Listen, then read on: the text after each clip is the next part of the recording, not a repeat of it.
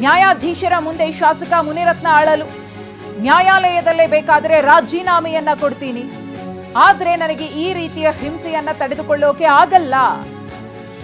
ನ್ಯಾಯಾಧೀಶರ ಮುಂದೆಯೇ ಶಾಸಕ ಮುನಿರತ್ನ ಹೇಳಿಕೊಂಡಿರುವಂತಹ ಮಾತುಗಳಿದು.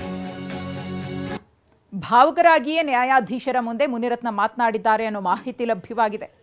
ಬೇಕಿದ್ರೆ ರಾಜೀನಾಮೆಯನ್ನ ಕೊಟ್ಬಿಡ್ತೀನಿ ನನ್ನ ಶಾಸಕ ಸ್ಥಾನಕ್ಕೆ, ಈ ರೀತಿಯ ಹಿಂಸೆಯನ್ನ, ಈ ರೀತಿಯ ಆರೋಪಗಳನ್ನ ನನ್ನ ಕೈಯಲ್ಲಿ ಸಹಿಸಿಕೊಳ್ಳೋಕಾಗ್ತಾ ಇಲ್ಲ ಅಂತ ಹೇಳಿ ಭಾವನಾತ್ಮಕವಾಗಿ ತಮ್ಮ ಅಳಲನ್ನ ನ್ಯಾಯಾಧೀಶರ ಮುಂದೆ ತೋರ್ಕೊಂಡಿದ್ದಾರೆ. ನನ್ನನ್ನ ಜೈಲಿನಲ್ಲಿ ಇಡಲು ವ್ಯವಸ್ಥಿತವಾಗಿ ಸಂಚನ್ನ ರೂಪಿಸಲಾಗಿದೆ.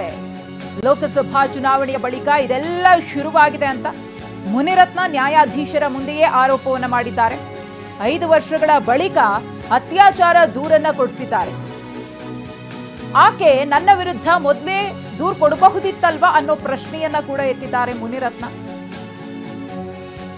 ನನ್ನನ್ನ ಜೈಲಿಗೆ ಕಳಿಸೋದಕ್ಕೆ ಇದೆಲ್ಲ ಪ್ಲಾನ್, 5 ವರ್ಷ ಜೈಲಿನಲ್ಲಿ ಇಡೋಕೆ ಪ್ಲಾನ್ ಕೂಡ ನಡೆದಿದೆ.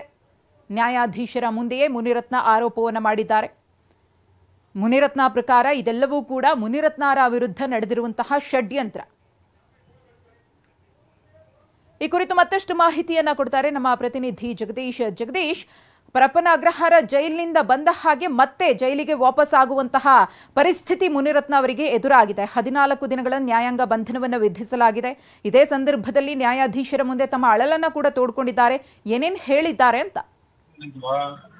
ಮೊದಲು ಈಗಾಗಲೇ ಈ ಪ್ರಕರಣಕ್ಕೆ ಸಂಬಂಧಿಸಿದಂತೆ ಇಂದು ಮುನಿರತ್ನರನ್ನ ಕೋರ್ಟ್ಗೆ ಹಾಜರುಪಡಿಸಲಾಯಿತು. ಜೊತೆಗೆ ಈ ಸಂದರ್ಭದಲ್ಲಿ ನ್ಯಾಯಾಧೀಶರ ಮುಂದೆ ಒಂದಷ್ಟು ವಿಚಾರಗಳನ್ನ ಈಗಾಗಲೇ ಮುನಿರತ್ನ ಕೂಡ ತೋಡ್ಕೊಂಡಿರುವಂತದ್ದು. ಅಂದ್ರೆ 5 ವರ್ಷಗಳ ಬಳಿಕವಾಗಿ ಏನ್ ಅತ್ಯಾಚಾರ ದೂರು ಕೊಡ್ತಿದ್ದಾರೆ, ಜೊತೆಗೆ ಯಾಕೆ ಮೊದಲೇ ದೂರು ಕೊಡ್ಬೋದಿತ್ತಲ್ವಾ, ನನ್ನ ಪೂರ್ತಿ 5 ವರ್ಷ ಜೈಲಿನಲ್ಲಿ ಇಡುವಂತ ಒಂದು ಪ್ಲಾನ್ ಅನ್ನ ಮಾಡಿದ್ದಾರೆ. ನಾನು ಜನಪ್ರತಿನಿಧಿ ಆಗಿರುವುದನ್ನ ನನಗೆ ಜನರ ಬಳಿ ಹೇಗೆ ನಡ್ಸ್ಕೊಳ್ಬೇಕು ಅನ್ನೋದೆಲ್ಲ ಗೊತ್ತಿದೆ ಅನ್ನುವಂತ ವಿಚಾರಗಳನ್ನ ಕೂಡ ಅವರು ಉಲ್ಲೇಖ ಮಾಡಿರುವಂತದ್ದು. ಜೊತೆಗೆ ನನ್ನ ವಿರುದ್ಧವಾಗಿ ಈ ರೀತಿಯಾದಂತಹ ಒಂದು ಷಡ್ಯಂತ್ರ ಆಗಿದೆ ಅನ್ನುವಂತ ನಿಟ್ಟಿನಲ್ಲಿ ಒಂದಷ್ಟು ವಿಚಾರಗಳನ್ನ ಈಗಾಗಲೇ ಉಲ್ಲೇಖ ಮಾಡಿರುವಂತದ್ದು. ಜೊತೆಗೆ ಈಗಾಗಲೇ ಈ ಪ್ರಕರಣಕ್ಕೆ ಸಂಬಂಧಿಸಿದಂತೆ ಏನು ನ್ಯಾಯಾಧೀಶರು ಕೂಡ ಏನು ಮತ್ತೆ ಕಸ್ಟಡಿಗೆ ಬೇಕಾ ಅನ್ನುವಂತಹ ಒಂದು ಪ್ರಶ್ನೆಗಳನ್ನ ಕೇಳಿರುವಂತದ್ದು. ಆದ್ರೆ ಈ ಸಂದರ್ಭದಲ್ಲಿ ಬೇಡ ಅನ್ನುವಂತಹ ನಿಟ್ಟಿನಲ್ಲಿ ಈಗಾಗಲೇ ಹೇಳಿರುವಂತಹ ನಿಟ್ಟಿನಲ್ಲಿ ಮುನಿರತ್ನರನ್ನ ನ್ಯಾಯಾಂಗ ಬಂಧನಕ್ಕೆ ಕೂಡ ಒಪ್ಪಿಸಿರುವಂತದ್ದು. ಅದೇ ನಿಟ್ಟಿನಲ್ಲಿ 11 ದಿನಗಳ ಕಾಲ ಏನ್ ಪರಪ್ಪನ ಅಗ್ರಹಾರದಲ್ಲಿ ಈಗ ಮುನಿರತ್ನರನ್ನ ಇರುವಂತ ಒಂದು ನಿಟ್ಟಿನಲ್ಲಿ ಒಂದು ಪ್ರಕ್ರಿಯೆ ಕೂಡ ಈಗ ನಡೀತಾ ಇರುವಂತದ್ದು. ಮೊದಲು ಧನ್ಯವಾದ ಜಗದೀಶ್.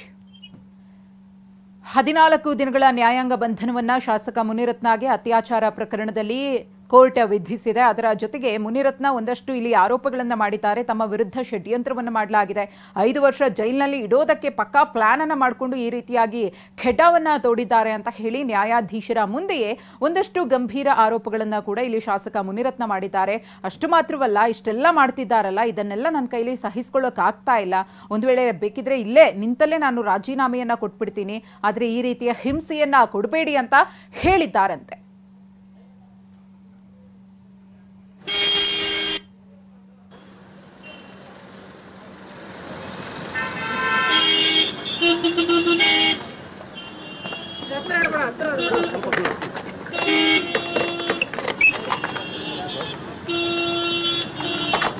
ದೃಶ್ಯಾವಳಿಯಲ್ಲಿ ಗಮನಿಸ್ತಾ ಇದ್ದೀರಿ, ನೇರ ದೃಶ್ಯಾವಳಿಗಳನ್ನ ನಾವು ನಿಮಗೆ ತೋರಿಸ್ತಾ ಇದ್ದೀವಿ. ಕೋರ್ಟ್ನ ಪ್ರಕ್ರಿಯೆ ಎಲ್ಲ ಮುಗಿದಿದೆ. ಮುನಿರತ್ನರನ್ನ 14 ದಿನಗಳ ಕಾಲ ನ್ಯಾಯಾಂಗ ಬಂಧನಕ್ಕೆ ಕೊಡಲಾಗಿದೆ. ಹಾಗಾಗಿ ಅವರನ್ನ ಪರಪ್ಪನ ಅಗ್ರಹಾರ ಜೈಲಿನತ್ತ ಪೊಲೀಸರು ಕರೆದೊಯ್ತಾ ಇದ್ದಾರೆ. ಗಮನಿಸ್ತಾ ಇರಬಹುದು, ಲೈವ್ ದೃಶ್ಯಾವಳಿಗಳನ್ನ ನಾವು ನಿಮಗೆ ತೋರಿಸ್ತಾ ಇದ್ದೀವಿ. ಪರಪ್ಪನ ಅಗ್ರಹಾರ ಜೈಲಿನಿಂದ ಹೊರಗಡೆ ಕಾಲಿಡ್ತಾ ಇದ್ದ ಹಾಗೇನೆ ಮುನಿರತ್ನ ಅವರನ್ನ ರಾಮನಗರ ಕಗ್ಗಲಿಪುರ ಠಾಣೆಯ ಪೊಲೀಸರು ಮತ್ತೆ ಬಂಧಿಸ್ತಾರೆ. ಅತ್ಯಾಚಾರ ಪ್ರಕರಣದಲ್ಲಿ ವಿಚಾರಣೆಯನ್ನ ಮಾಡ್ತಾರೆ. ನಂತರ ಇವತ್ತು ಅವರನ್ನ ಕೋರ್ಟ್ಗೆ ಪ್ರೊಡ್ಯೂಸ್ ಮಾಡಲಾಗಿತ್ತು, ವಿಚಾರಣೆಯನ್ನ ನಡೆಸಲಾಯಿತು. ಒಂದಷ್ಟು ವಾದ ಪ್ರತಿವಾದ ಆದಮೇಲೆ ಕಸ್ಟಡಿಗೆ ಬೇಕಾ ಅಂತ ಕೇಳಿದಾಗ ಈಗಾಗಲೇ ಪ್ರಕರಣದ ತನಿಖೆಗೆ ಸಂಬಂಧಪಟ್ಟಂತೆ ಪೊಲೀಸರು ಸ್ಥಳ ಮಹಜರು ಮಾಡಿದ್ದಾರೆ.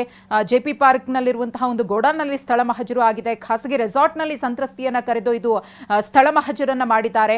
ಹಾಗಾಗಿ ಈಗ ಮುನಿರತ್ನ ಅವರನ್ನ ನ್ಯಾಯಾಂಗ ಬಂಧನದಲ್ಲಿ ಇರಿಸುವಂತೆ ಏನು ಕೇಳ್ಕೊಂಡಂತಹ ಸಂದರ್ಭದಲ್ಲಿ ಕಸ್ಟಡಿಗೆ ನ್ಯಾಯಾಧೀಶರು ಕೂಡ 14 ದಿನಗಳ ಕಾಲ ಅವರಿಗೆ ನ್ಯಾಯಾಂಗ ಬಂಧನವನ್ನ ವಿಧಿಸಿ ಆದೇಶವನ್ನ ಹೊರಡಿಸಿದ್ದಾರೆ.